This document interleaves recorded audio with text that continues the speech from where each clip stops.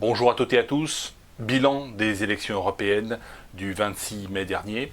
Bilan global sur l'ensemble de l'Europe et également sur la situation française. La parasitocratie recule de jour en jour. Nous sommes donc en marche vers le pouvoir. C'est ce que nous allons voir, conséquence de ces élections européennes. C'est parti.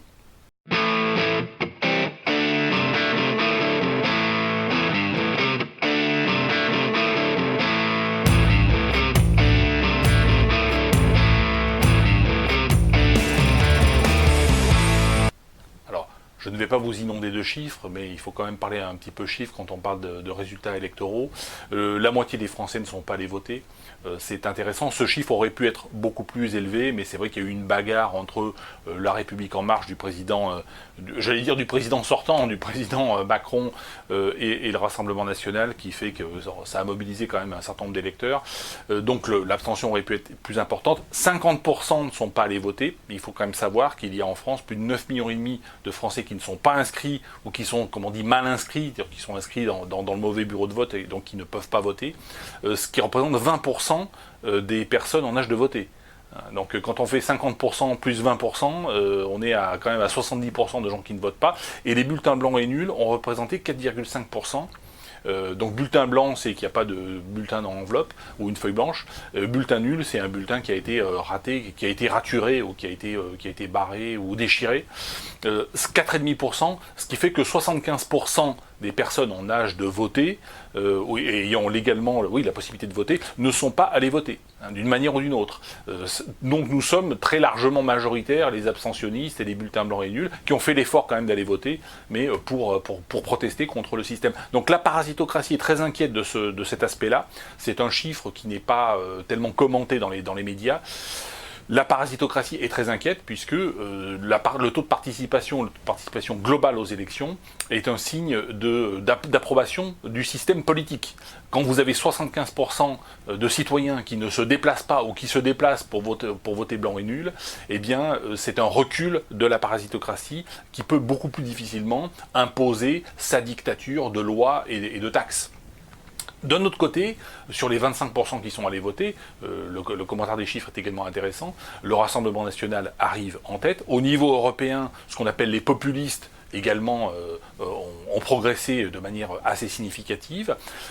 Et puis, donc, il y a une espèce de tenaille qui se met en place entre, d'un côté, des citoyens qui ne vont pas voter, donc qui protestent contre le système de manière générale, qui refusent de monter dans le wagon à bestiaux à coups de schlag, et puis il y a ceux qui montent dans le wagon pour quand même se battre et qui vont voter, et quand ils vont voter populiste. Donc ça, c'est aussi très intéressant. Donc il y a une tenaille entre un vote populiste et une absence de vote. Donc ça c'est intéressant. Une autre tenaille, quand on analyse la situation française, entre donc le Rassemblement National et le vote Europe Écologie Les Verts, qui est également un vote de protestation, même si effectivement c'est Europe Écologie Les Verts, c'est une pastèque, c'est un parti rouge à l'intérieur et vert à l'extérieur, c'est un parti qui prône la dictature écologique, c'est-à-dire une nouvelle forme de parasitocratie, on lève des taxes, on lève des lois pour écraser le peuple d'une autre manière que le fait Macron, mais en réalité, l'urgence écologique, d'abord 13,5% aux européennes, c'est pas terrible, c'est ce que faisaient les partis écologistes il y a 20 ou 30 ans, donc dans les années 90, ils faisaient également 14%, donc ils n'ont pas réellement progressé, malgré la propagande absolument délirante sur le changement climatique, la catastrophe climatique, l'urgence climatique, le cataclysme climatique. J'ai déjà expliqué dans une vidéo qu'une seule éruption volcanique de type VEI 7, il y en a à peu près tous les 200-300 ans, propulse dans l'atmosphère plus d'uranium, plus de soufre et de polluants qu'un siècle d'activité industrielle.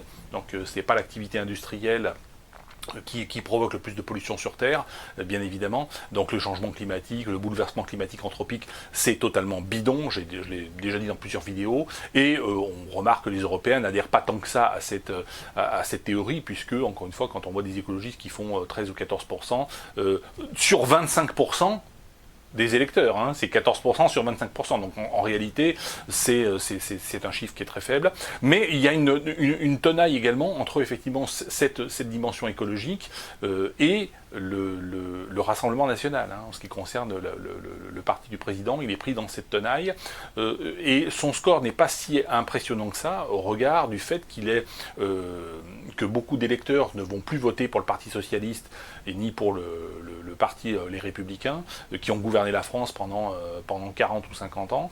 Ces partis sont aujourd'hui en train de disparaître, sont en train de crever. Le Parti socialiste a fait quelque chose comme 6,18%, et les Républicains 8,48%. Donc ils ont fait, à eux deux, alors on peut rajouter, comment il s'appelle, Benoît Hamon, qui a fait également 2 et quelques pourcents. Au total, ils font 17%. 17% de 25% de personnes qui réellement se déplacent pour aller voter pour un parti politique. Donc c'est complètement dérisoire.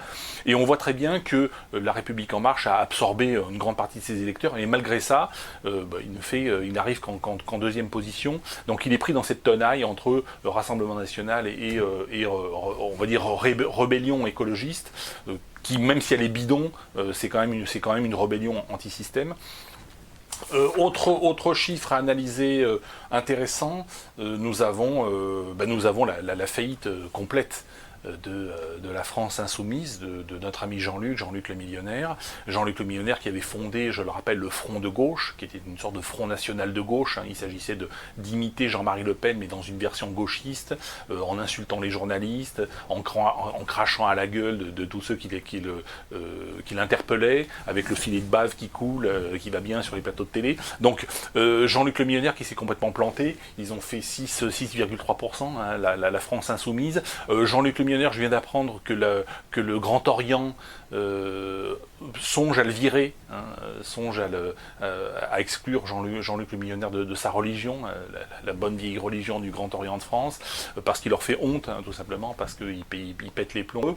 Donc le pauvre Jean-Luc le millionnaire, il va se retrouver peut-être à retourner au Maroc, hein, puisqu'il vient du Maroc, ou alors il va finir à Caracas, hein, puisque son projet c'était quand même de faire de la France un nouveau Venezuela. Il va retourner à Caracas sur les quais faire des pipes, hein, Jean-Luc le millionnaire.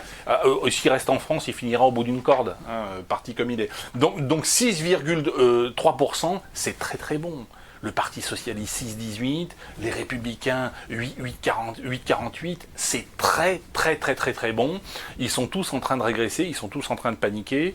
Ce qui prouve encore une fois que la parasitocratie, d'un point de vue idéologique, n'arrive pas à vendre ses taxes, n'arrive pas à vendre ses lois, et encore une fois, la courroie de transmission politique ne fonctionne plus, car je rappelle que la politique et les élections ne sont qu'un divertissement qui consiste à faire accepter au peuple sa situation d'esclave, qui consiste à payer pour financer des gros parasites, mais aussi des petits parasites dans la fonction publique ou dans les petites entreprises privées qui vivent de subventions, les petites associations ou les petits parasites migrants. Hein. C'est un transfert de richesse massif du peuple qui travaille vers les parasites. La classe politique, les élections servent, c'est un divertissement qui sert à cela, et le divertissement fonctionne de moins en moins. C'est le constat que nous pouvons faire de ces élections européennes.